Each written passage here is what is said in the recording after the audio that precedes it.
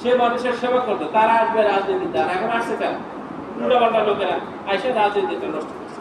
ঠিক তেমনি ভাবে আপনি, আমি, আমরা তারাই নেটওয়ার্কে আসবো যারা আগে যে কোম্পানিটাকে মাধ্যম করে সফল হতে চায়, সেই কোম্পানিটাকে ভালোবাসবো, কোম্পানির পণ্যটাকে ভালোবাসবো। তাহলে না আমাদের সফল হওয়া যাবে, নাকি না? কোরআন অনেক ভালো গ্রন্থ, সর্বশ্রেষ্ঠ গ্রন্থ। ওনারা বলবে গীতা সর্বশ্রেষ্ঠ গ্রন্থ। গীতা পড়ে রাখবে, গীতার ভিতরে যা কথা আছে মানে, তাহলে সমস্যা নেই। কোন ধর্মে আছে মারামারি করো? একটা ধর্ম দেখাতে পারে, হিন্দু, বৌদ্ধ, খ্রিস্টান, মুসলমান, ওই উপজাতি যা বলে, কোথাও মারামারি খবর আছে? মারামারি ধরো। তাহলে প্রত্যেক ধর্মের হচ্ছে কি শান্তির ধর্ম, শান্তির ধর্ম, কোনো মারামারি নাই, কেউ কারো ক্ষতি করবে না, সত্য কথা বলবা, সৎ পথে চলবা।